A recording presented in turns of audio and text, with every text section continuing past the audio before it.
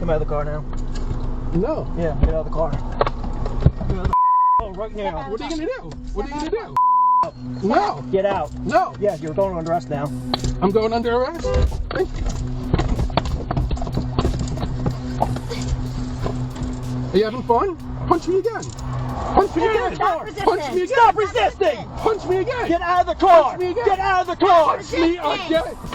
Punch me again. Get out of the car. Punch me again. This dash cam video is from New York, where Craig Manning, in his car, captured police brutality. And the only reason we have this is because of that dash cam. Attorney Fred Brewington says his client, Craig Manning, simply made a legal left-hand turn in Medford. Then he says everything changed. And the officer then entered the cab of Mr. Manning's small Fiat and punched him some 6 times in the face. He believes Manning was targeted because he is African American and asked for a supervisor. There was dash cam in Mr. Manning's car, and it captured all of this. You're gonna make something up? Can I have your driver's license and vehicle registration, please, sir? No, I said wait till your supervisor's here. Be all you want. Okay. You can look at her. You can look at her all you want. I'm calling my partner. Got the supervisor down here. Thank you. Thank you. They are suing the Suffolk Police Department. The department does not comment on pending litigation. Shout out to 1010 Wins for covering the story, because it is yet another instance of how the police treat the citizens they are sworn to protect. Car. Out of the car. Get out of the car. All right, I'll get out of the car. Get out of the car. Get out of the car. Get out of the car, bro. Punch me again. Yeah. Punch me again.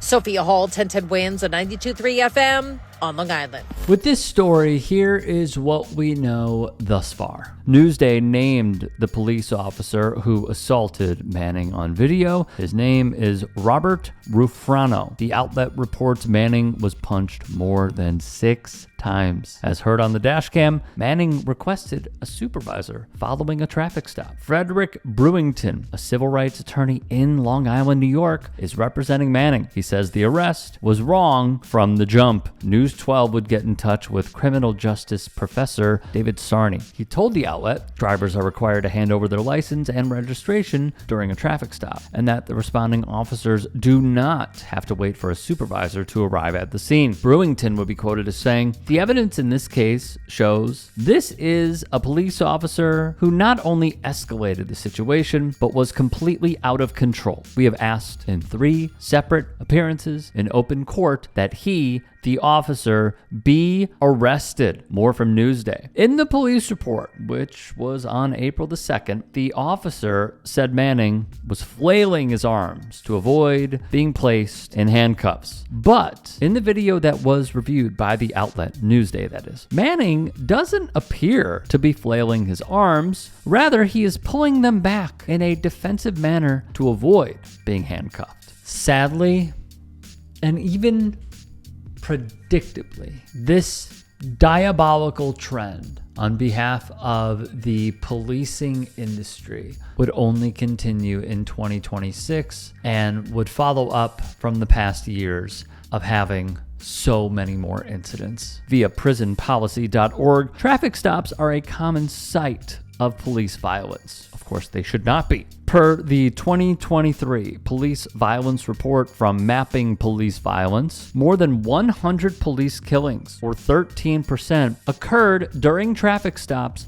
that year. The new Bureau of Justice Statistics data shows traffic stops continue to be the most common reason for police-initiated contact across all races, but black folks are stopped at higher rates than others, almost 2/3, 62% of all black people whose most recent contact with police in 2022 was police initiated were the driver in a traffic stop, compared to 56 to 59% among all other groups. Think about that. Think about it. Black drivers were also searched or arrested at a rate more than double that of other racial groups. 9% of black drivers were searched or arrested during traffic stops compared to 4% of Hispanic drivers, 3% of white drivers, and 5% of drivers of other races. When we say Black Lives Matter, when we say that the police view black folks differently and as a threat just for existing, point to the data, point to the raw numbers. In fact, this represents an increase in the proportion of black people stopped while driving and subsequently searched or arrested by police. In 2020, less than 6% of black drivers were searched or arrested during a traffic stop, as was the case with street stops. These trends serve as further evidence of racist policing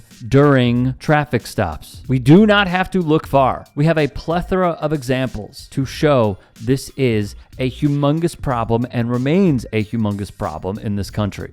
You know, when I see stuff like this, I think back to the rebuttal that South Carolina Senator Tim Scott gave. And if you remember, he would look right into the camera, I believe on C-SPAN, and say, America is not a racist country. And then I look at stuff like this, and I think of all the times that in high school, college, I was pulled over, and how those interactions went, and how my life's experiences are so vastly different than people who do not look like me because of what I am afforded. It's incredible how so many people will continue to deny that this is a serious problem. The police have these tactics in place because, number one, the state benefits. Number two, the prison industrial complex benefits.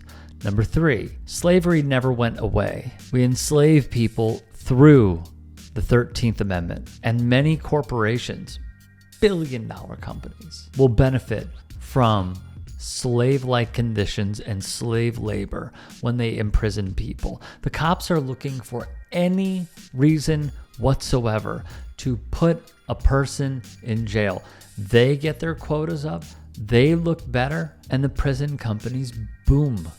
They are working hand in hand. And what also troubles me is, hypothetically, he doesn't have this dash cam. They would probably have to fight tooth and nail for the body cam footage. And even if it were released, we probably would not have a full scope of the events that took place on that day. I hope they sue.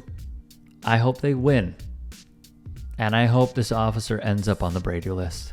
Hey, I appreciate you watching. Now, if you can, please do become a channel member by going to youtube.com/TYTSports and clicking the join button. If that's too much for you, you can just go to tyt.com/join to become a member. It helps all of us out here at the Young Turks and keeps our network afloat. In addition, you could follow me on my socials on Twitter, Instagram, and TikTok. Appreciate the love. Have a great day.